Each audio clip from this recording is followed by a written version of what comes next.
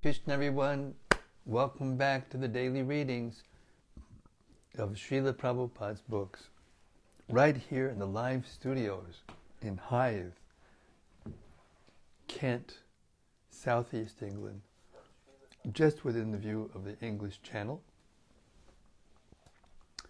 We're a little bit late again today. We had a long session, 4.5-hour session in our marathon of proof hearing and making whatever adjustments need to be made to the sound files for the Chaitanya Charitamrita. We've reached the 7th chapter of the Adi Leela already, so we're going forward. Let me see, 17 plus 25 is 42, 62 chapters. We've done almost 7 chapters. Hare Krishna. We need your blessings. Okay, Srimad-Bhagavatam Stotram, written by Srila Sanatana Goswami, is our daily prayer before we read Brhad Bhagavatamrta. It was composed by Sanatana Goswami to glorify the Bhagavatam, but it is appropriate because the Bhagavatam is the basis of the Brhad Bhagavatamrta. And especially it's the same author who's offering his glorification of the Srimad-Bhagavatam. It goes like this. Sarva Shastrabdi Piyusha Sarva Vedaika Satpala Sarva Siddhanta Ratnaja Sarva Lokaika Drik Prada. O nectar from the ocean of all scriptures, singular fruit of all the Vedas, rich mine of the precious gems of all conclusive truths. You are the only giver of sight to all the worlds. Sarva Bhagavata Prana Srimad-Bhagavata Prabho Kalidvandodita Ditya Shri Krishna Parivartita. O life air of all the Supreme Lord's devotees, O Master Srimad-Bhagavatam, you are the sun risen in the darkness of Kali. You are the exact image of Sri Krishna. Paramananda Pataya Prema Varshaksharayate Sarvada Sarvasevyaya Sri Krishnaya Namostume. I bow down to you who are supremely blissful to read. Your every syllable pours down a flood of prema. You can always be served by everyone. You are Sri Krishna himself. Madeka Bando Matsangin Madgudo Mad Mahadana Manistadaka Mad Bhagya Mad Anandanamostute. My only friend, my constant companion, my spiritual master, my great wealth, my savior, my good fortune, my source of ecstasy. I bow down to you. Asadu Sadutadayin Atini Chochata Kada Hanamunchagadachin Mam Premnarit Kantayospura.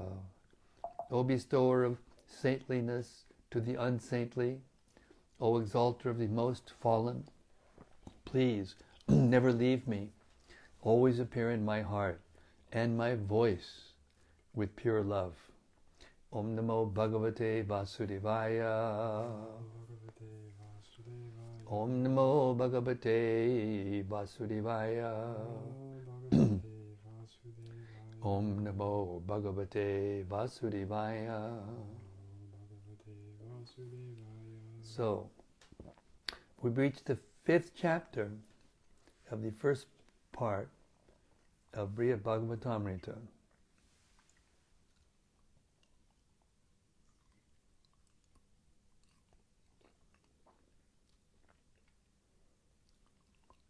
So Narada has reached Hastinapur and tried to worship the Pandavas. The Pandavas tried to worship him, but he turned around and worshipped the Pandavas and their whole family and servants and everybody with the paraphernalia. So we're starting from text 9. All other incarnations of Godhead expand from mere portions of his plenary portions. Great gods like Brahma are considered his material opulences, and material nature is his maidservant, standing always in view, ready to serve him. She enacts the creation, protection, and destruction of the universe. Commentary. Incarnations like Matsya and Kurma manifest Krishna's potency less than fully. Those like Prithu Maharaj are jivas empowered by small sparks of his splendor, and Brahma and the other demigods are material reflections of Krishna's creative powers. Authorities on the Vedic scriptures generally do not label as pastime incarnations the demigods and other material vibhutis of Krishna. Their reasoning is that the Lord's pastime of creating the material universe is not on the same transcendental level as his personal pleasure pastimes, in which he reciprocates with loving devotees like Prahlad and Hanuman. Brahma explains this to Narada in the second canto of Srimad-Bhagavatam 2.6, 43 through 46. Whether in form or formless, any being in the material world exceptionally possessed of strength, power, beauty, riches, breeding, modesty, forgiveness, or mental and perceptual dexterity may appear to be the specific truth and the form of the Lord, but actually it is not so. This applies to me, Brahma, Lord Shiva, Lord Vishnu, and great generators of living beings like Daksha and Prajapati. It applies to you, Narada and the Kumaras, and to heavenly demigods like Indra and Chandra. It applies to the leaders of the Burloka planets, the earthly planets, the lower planets, and the Gandharva, Vajradhara, and Charana planets. It applies to the leaders of the Yakshas, Rakshas, and Uragas. And it applies to the great sages, the great demons, the great atheists, and the great spacemen, as well as to the dead bodies, evil spirits, Satans, Jinn, Kushmandas, great aquatics, great beasts, and great birds. They are only fragments of the transcendental potency of the Lord. O Narada, now I shall state, one after another, the transcendental incarnations of the Lord known as Leela avatars. Hearing of their activities counteracts all foul matters accumulated in their ear.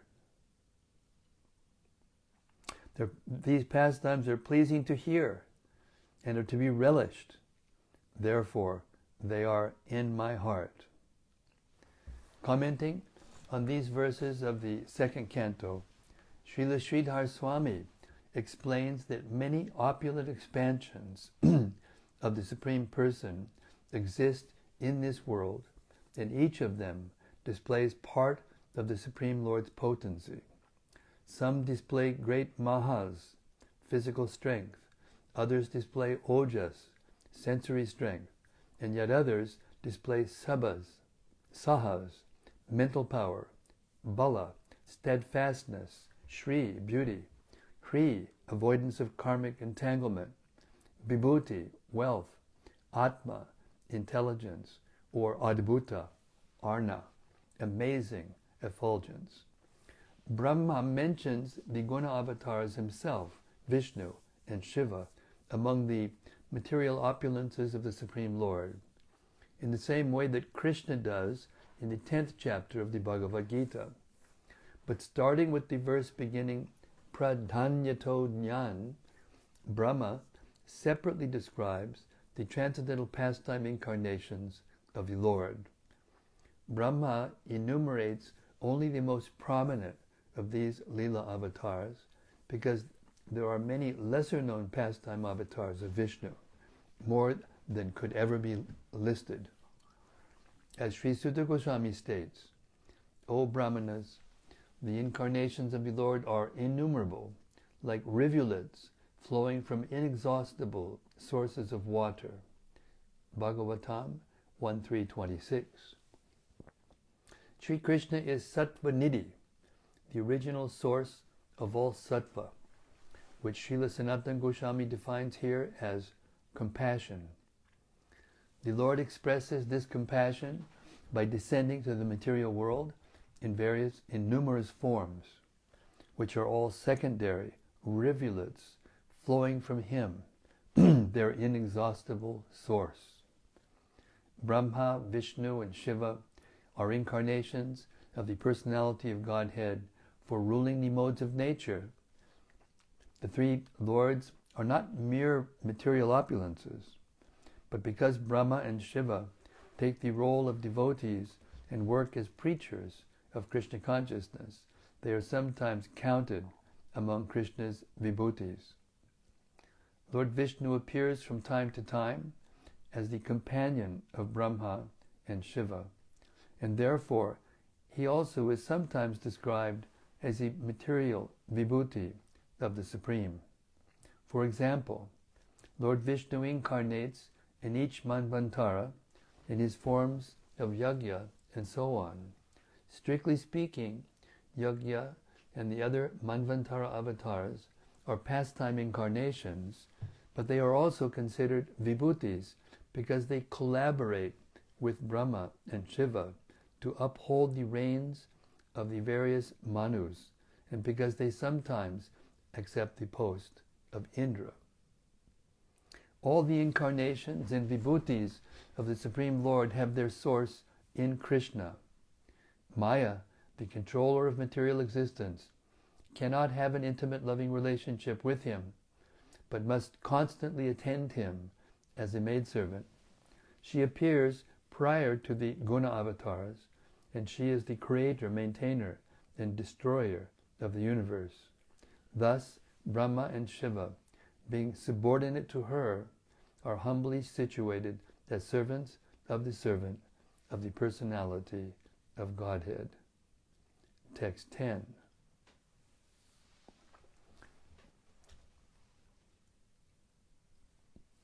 When Brahma and other demigods responded to the lamenting Mother Earth, together they all stood on the shore of the milk ocean, observing strict vows. They recited prayers and worshipped the Supreme Lord, meditating with full concentration. Nonetheless, they were unable to obtain his favor. At the end of Dwapara Yuga, at the end of Dwapara Yuga, when armies of godless kings burdened the earth, the rulers of the universe found out for themselves that the Supreme Person cannot be easily seen by focusing the heart's attention in yogic samadhi. To relieve Mother Earth of her distress, the demigods accepted severe vows, restricting their eating and even their breathing to sharpen their mental concentration. Then they approached the shore of the ocean of milk, which surrounds the island on which Lord Kshirodakashayi Vishnu resides. They recited the Purusha Sukta and other Vedic prayers for his pleasure, and tried to fix their external and internal senses on him. But after all this, they obtained no sign of his satisfaction, not a single word or gesture to reassure them. From this experience, recorded in the 10th canto, 1st chapter of Srimad-Bhagavatam, the demigods learned that mechanical meditation is not an effective means for achieving personal association with the Supreme Lord. Text 11. Brahma then perceived in his heart the Lord's command, which he heard as an unembodied voice in the sky. He repeated that command to the demigods, and they all became satisfied. Commentary. Because sincere worship of the Supreme Personality of Godhead never goes in vain. The demigods did receive their answer, but because their worship was formal and reverential, the Lord chose not to answer them in person. He wanted to remind them that official worship alone does not satisfy him. Brahma received the Lord's order, but only in the core of his heart, and after he had carefully withdrawn all the external functions of his senses and mind. Furthermore, he was able to hear the order only as a voice in the sky from an unseen speaker. What Brahma heard in his meditation and repeated to the demigods is now famous. Lord Brahma said, "Before we submitted our petition to the Lord, he was already aware of the distress on earth. Consequently, for as long as the Lord moves on earth to diminish its burden by his own potency in the form of time, all of you demigods should appear through plenary portions as sons and grandsons in the family of the Yadus. The Supreme Personality of Godhead, Sri Krishna, who has full potency, will personally appear as the son of Vasudeva. Therefore, all the wives of the demigods should also appear in order to satisfy him." The foremost manifestation of Krishna is Sankarsana, who is known as Ananta. He is the origin of all incarnations within this material world. Previous to the appearance of Lord Krishna, this original Sankarsana will appear as Baladev, just to please the Supreme Lord Krishna in his transcendental pastimes. The potency of the Lord, known as Vishnumaya, who is as good as the Supreme Personality of Godhead, will also appear with Lord Krishna. This potency, acting in different capacities, captivates all the worlds, both material and spiritual. At the request of her master, she will appear with her different potencies in order to execute the work of the Lord. Text 12. Thus we hear of Sri Krishna's presence in Mathura city as the deity called Dirgha Vishnu, Maha Hari, Maha Vishnu, and Maha Narayana. Commentary. We should not surmise that when Krishna appeared in response to the request of the demigods, he did so only as another avatar of Sri Narayana. Krishna is the original Godhead, superior to Narayana, and Krishna's devotees, like the Pandavas, are superior to Narayana's devotees, including Garuda and the Lord's other attendants in Vaikuntha. Narada mentions that Garga Muni revealed Krishna's identity in some confidential meetings. Narada prefers not to mention that these meetings had been with Nanda Maharaj. Nanda's position as a recipient of Krishna's mercy is so advanced that his name should not be mentioned until later, when the discussion reaches a higher level. Garga Muni only tactfully alluded to Krishna's supremacy. He said that Krishna and the Supreme Lord Narayana are equal in some ways.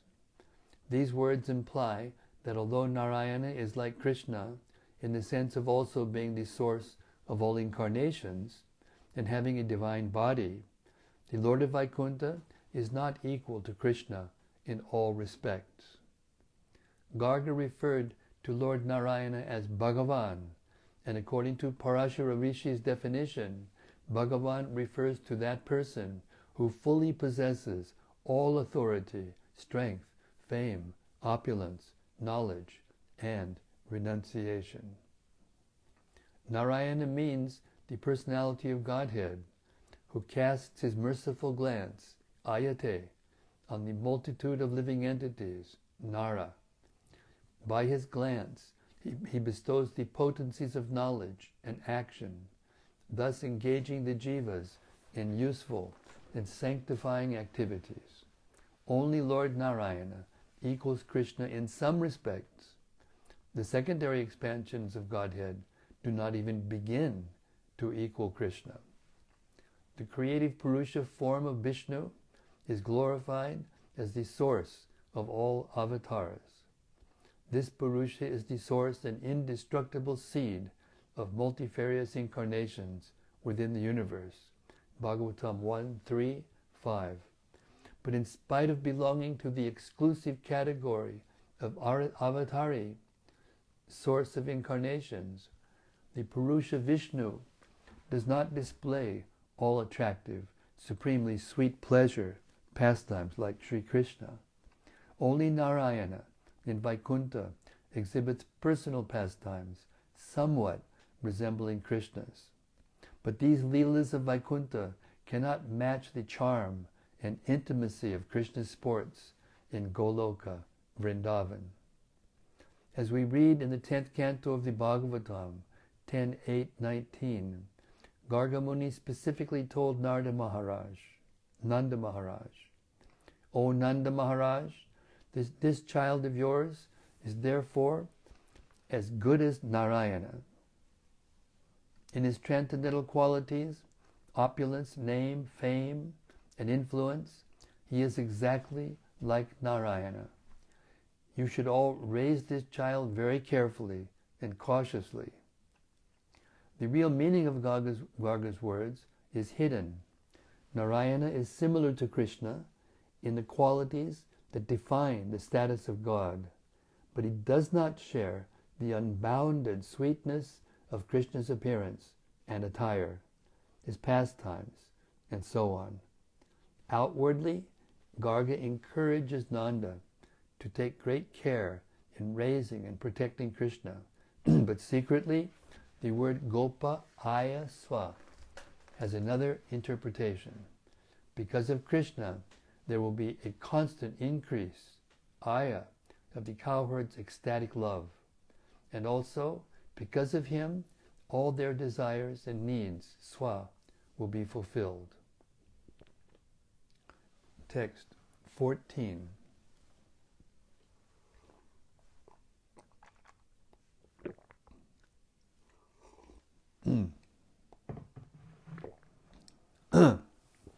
Narada is continuing to glorify the Pandavas. We can only pray to satisfy him through our disciplines of silence, peace, and devotion. But being naturally satisfied with you, he has even submitted himself to your control. Commentary.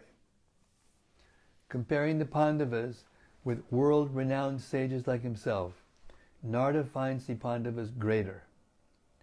Narada and other great sages worship the Supreme Lord with serious intent. They are self-satisfied, free from material entanglement, and strict in their execution of the 9 kinds of devotional practice. But by all their proper sadhana, self-controlled sages can only hope to obtain the Lord's mercy in the distant future. Even though Narada is in fact a first-class Vaishnava, he humbly includes himself among impersonalist sages who have not yet received the Supreme Lord's mercy. The Pandavas, however, have gained Krishna's favor without having undergone spiritual disciplines.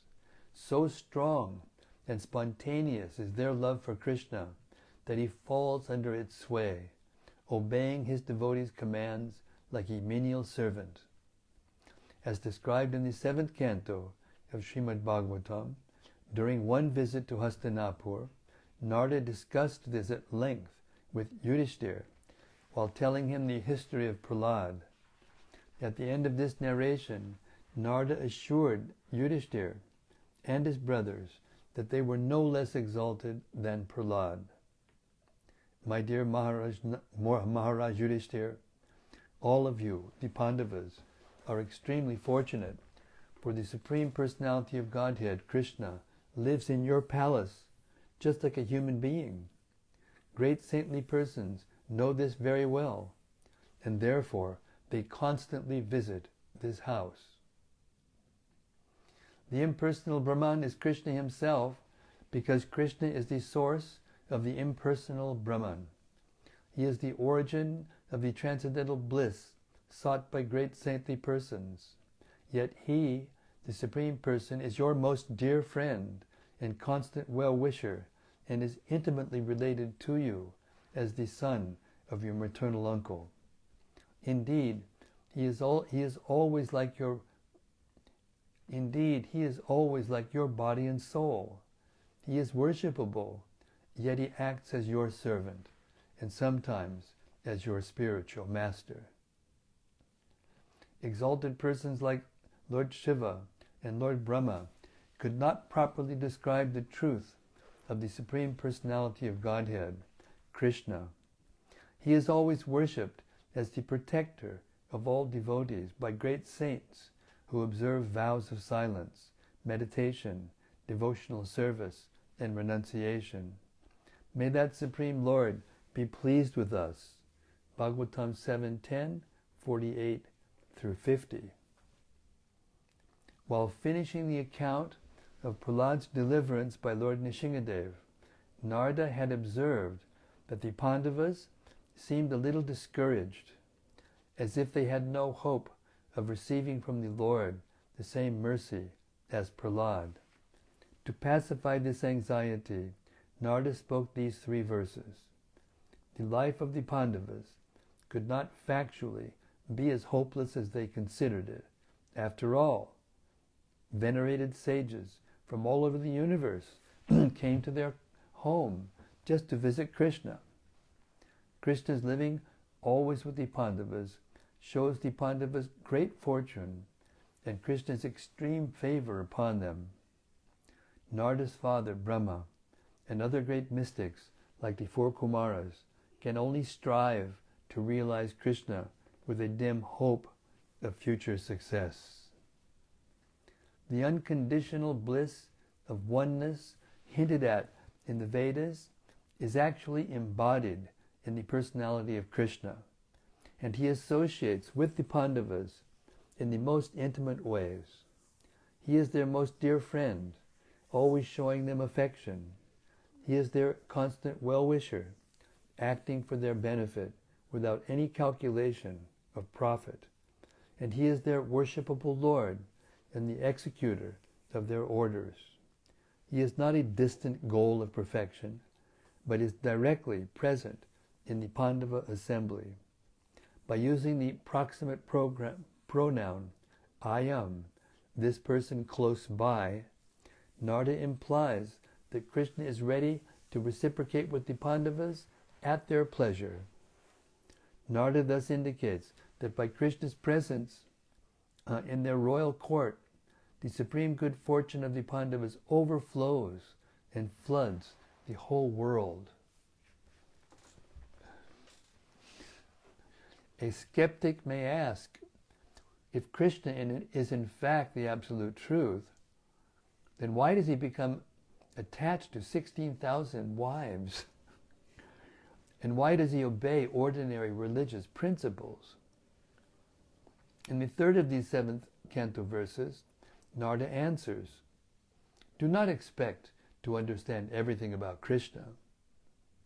Even Lord Shiva, Brahma, and other great mystics cannot describe him completely. They cannot even fully describe the beauty of any one of his limbs.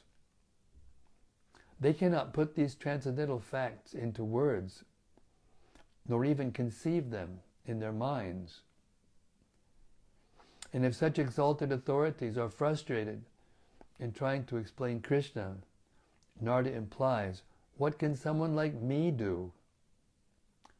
The Pandavas, however, have a special relationship with Sri Krishna, by which they know him much more intimately than do any of the demigods. Krishna is obviously satisfied with the Pandavas, whereas the demigods, by various spiritual practices, must still endeavor to obtain his satisfaction. The Absolute Truth does not live in the house of Prahlad. and therefore sages do not regularly visit Prahlad's house to see the Lord. The personality of Godhead does not assume the role of Prahlad's maternal uncle, nor constantly show Prahlad his satisfaction in so many ways. Therefore, Narada argues the Pandavas should admit that they are more fortunate than everyone else, the sages, demigods, and other devotees. Tall order. Text 15. Please just hear what I have to say.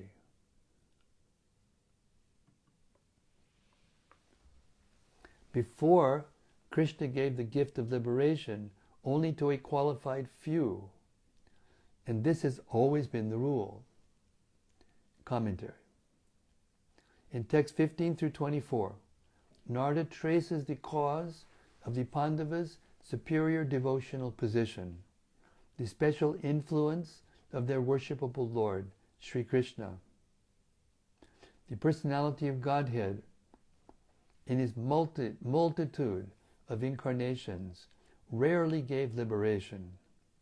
Most demons killed by Krishna's avatars had to take birth again to be further purified.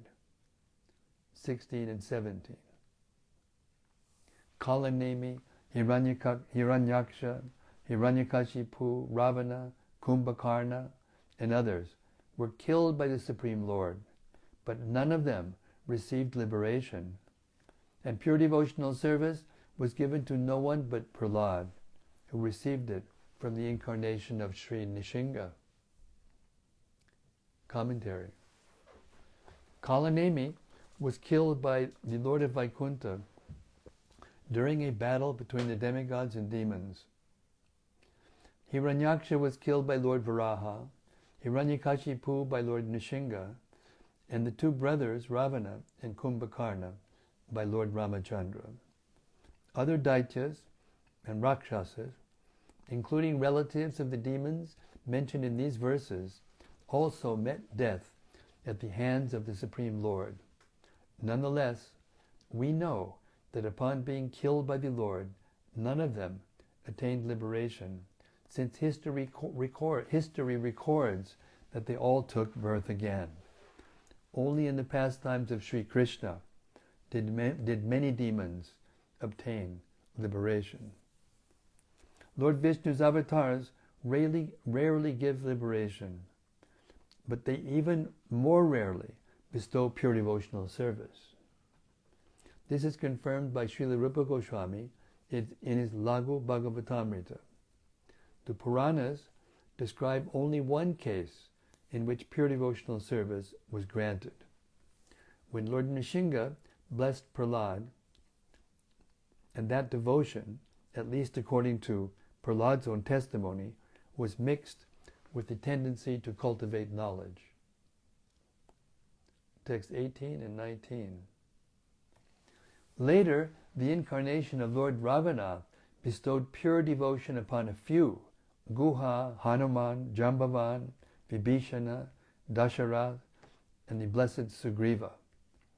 But in relation to those devotees, we never hear of prema, the utmost stage of pure devotion. Commentary. Some of the participants in Lord Ramachandra's Leelas were not finite living entities. Lord Brahma's three brothers were incarnations of the masters of Vaikuntha, Sankarshan, Pradyumna, and Aniruddha. The Lord's wife, Sita Devi, was directly the goddess Lakshmi.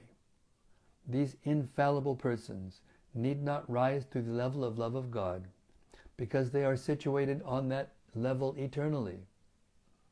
But some of Lord Ramachandra's servants, who are jivas, his janas, personal dependents, reaped from his association the benefit of pure bhakti.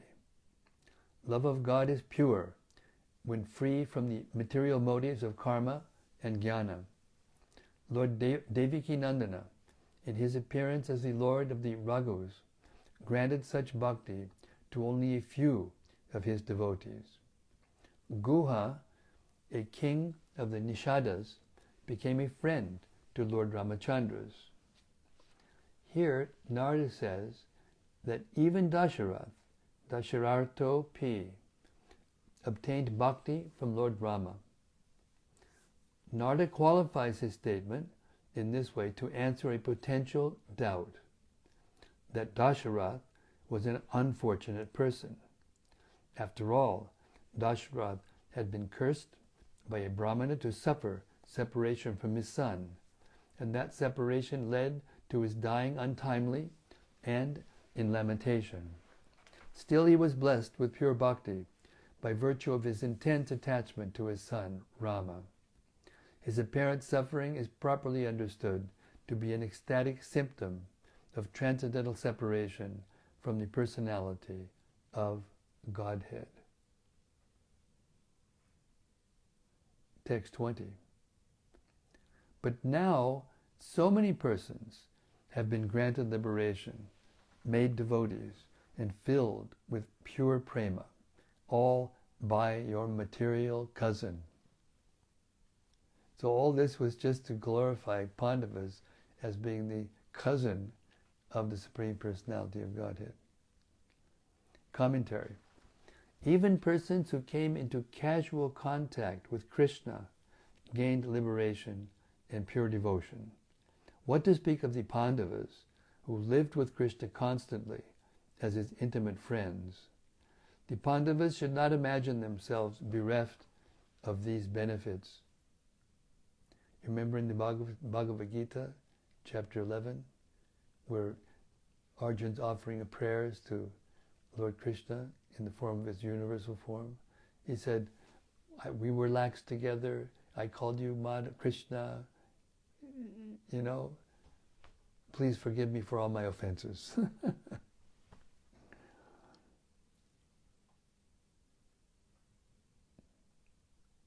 Text 21.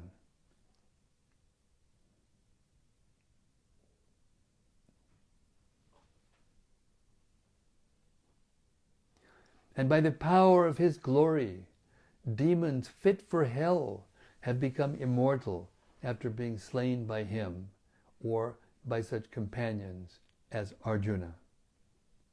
Commentary. From infancy, Krishna killed many demons, beginning with the witch Putana.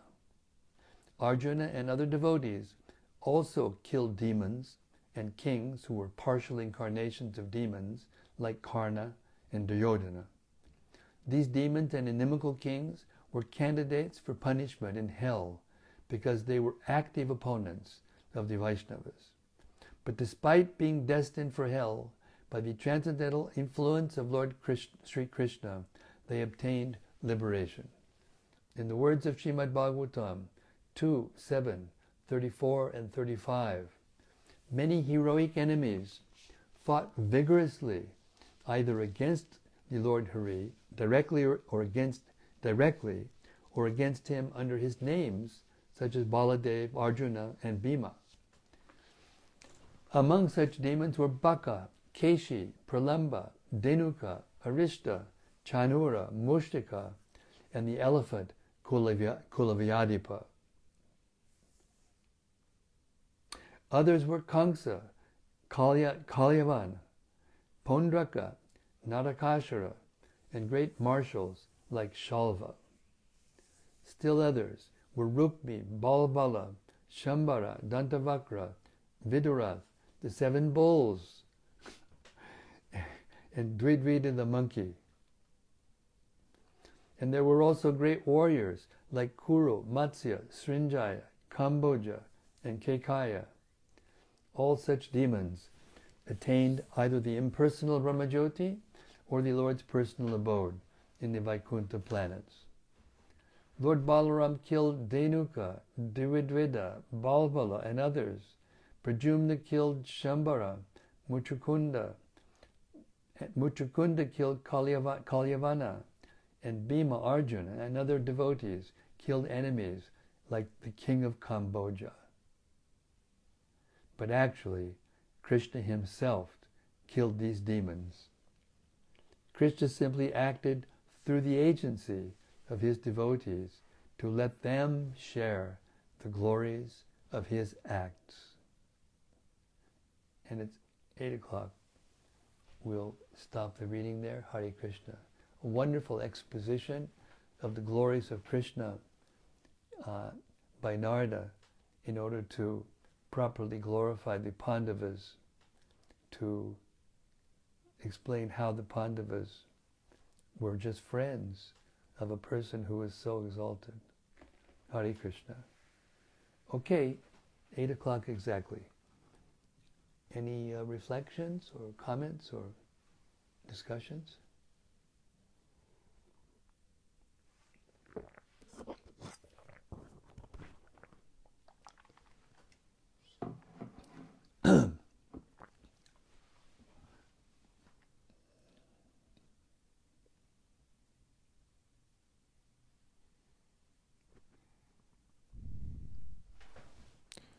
A comment from Shami Pras. Samya Prash, long time no hear. Hare Krishna. He says, Jai Maharaj, thank you for keeping the transcendental vibration going.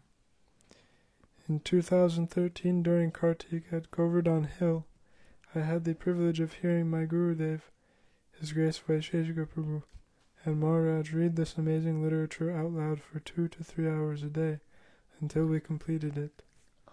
It transported me to the spiritual world.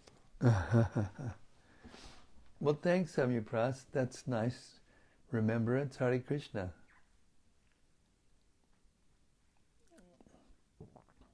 Yeah, that was 5 hours a day, if I remember right. Remember we were doing two books at once, but yeah, it was intense. Intensely enjoyable, intensely blissful.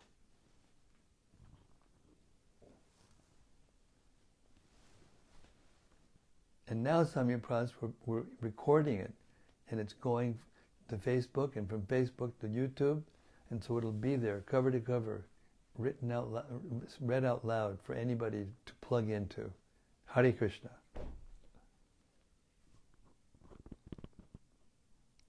Next is a question from Avaduta Roy. Avaduta Roy, Haribo.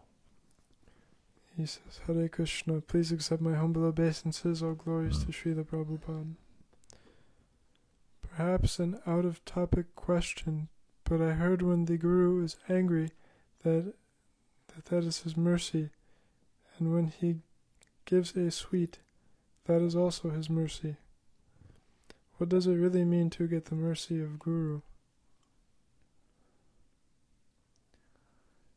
It means if you've gotten the mercy of the Guru, then you will become free from attachment to the material world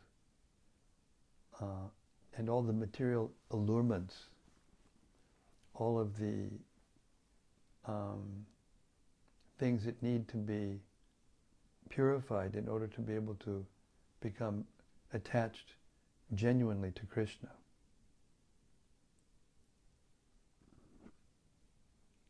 That's what it means to get the mercy of the Guru.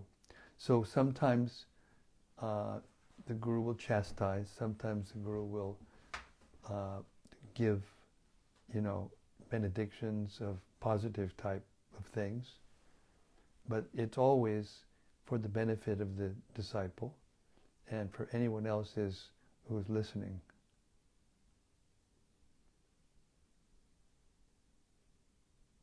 So I think the first symptom of one who has actually received the mercy of the spiritual master is that they lose their tendency for lust, anger, greed, envy, madness, illusion, the material qualities that cover us and keep us from tasting our attachment for Krishna. The goal of devotional service is to become attached to Krishna. And it's the spiritual master's mission to assist his spiritual master in increasing that attachment for Krishna in as many persons as possible according to his capacity. Hare Krishna.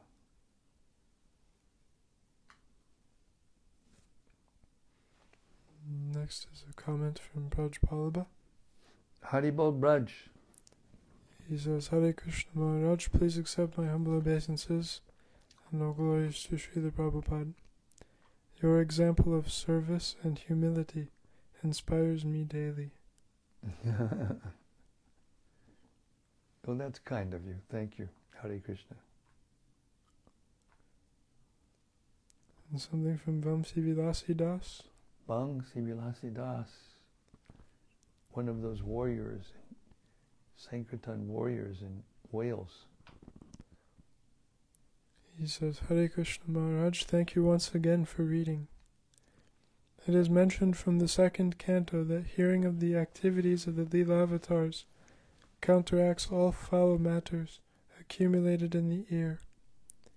This made me think of how hearing Bhagavatam from Canto 1 makes us qualified to hear Canto 10. Yes. I wondered if Parikshit's condensed Bhagavatam in the form of Brhad Bhagavatamrta is almost mirroring that progression in leading us up to hearing about Swayam Bhagavan Krishna himself. Absolutely. Wait until you get to the 6th and 7th chapters of this book, of this part of this book. Absolutely.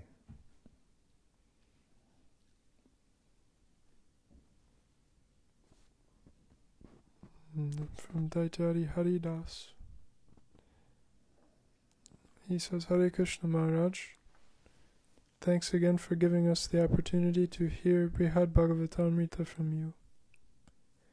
One point I find confusing is that none of Lord Rama's associates attained prema. I was under the impression that prema referred to the stage of love of God just prior to full realization of one's eternal Swarup in relation to all forms of Vishnu. Does prema only relate to Krishna? There is no difference between Krishna and Lord Ramachandra in all the expansions Vishnu avatar. There's no difference. It's the same person. He's just showing more of himself or less of himself according to the need, according to the desire of his devotees.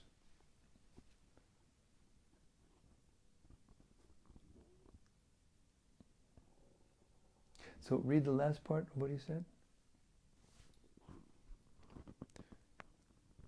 I was under the impression that prema referred to the stage of love of God.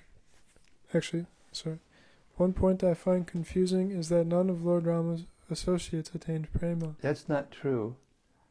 That's not true at all. Hanuman attained prema, Vibhishana attained prema, Dasharat attained prema. There was a whole list of them given in the Bhagavatam. I mean, in the verses the commentaries we just read.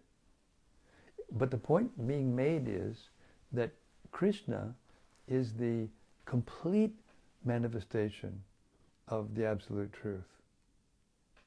You know? So therefore, everybody that comes in contact with Krishna gets liberated. This is mentioned in the Chaitanya Charitamrita by Haridas Thakur to Lord Chaitanya. When Lord Chaitanya came to Haridas Thakur in distress, wondering how the living beings were going to be delivered. And Haridas Thakur said, "My Lord, you've already delivered them, all of them, just as you did when you came as Krishna before. You're doing the same thing again." So that's the point of this whole exposition here, to show, how exalted Krishna is, the supreme. Well, Krishna it's the same person, all of his, but Krishna contains all of the opulences and displays all the opulences at the same time. The other manifestations of Krishna have the same potency to do that, but they don't. Therefore, you can only get to the full sweetness, the full everything, by associating with Krishna.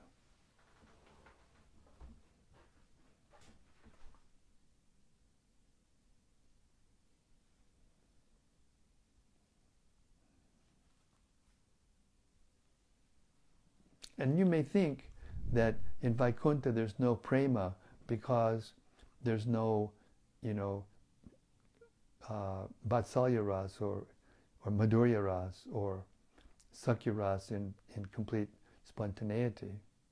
But that doesn't mean that the devotees in Vaikuntha don't have prema for Lord Vishnu. All the planets in the spiritual world are full of devotees who have prema, but it's prema mixed with awe and reverence.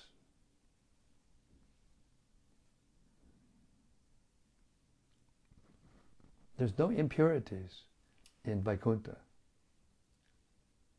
It's just a matter of the degree of intimacy and the desire for intimacy by his devotees. And Krishna shows himself and displays his pastimes in proportion to that desire, in proportion to the need of his devotees. Hare Krishna.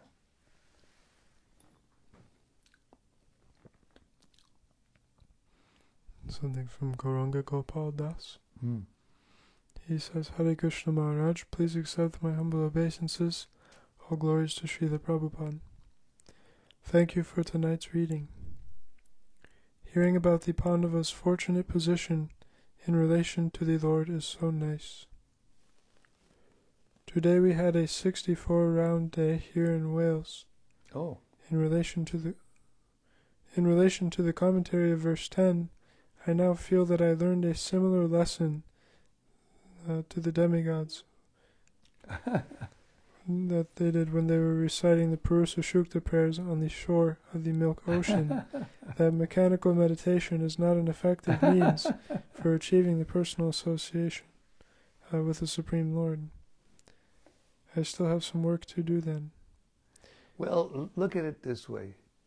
You chanted Hare Krishna, a lot in one day if you had a 64-round day. And that's substantial. Not very many people can do that. So you should know that the only problem is that you're not ready to perceive it yet. But it's going on. Krishna is doing his magic. It will take some time for you to perceive it directly, the extent of it. So be patient and keep chanting and hearing and distributing those books to please Prabhupada. Because if you please Prabhupada and your Guru Maharaj, then all your spiritual desires will be fulfilled. Hare Krishna.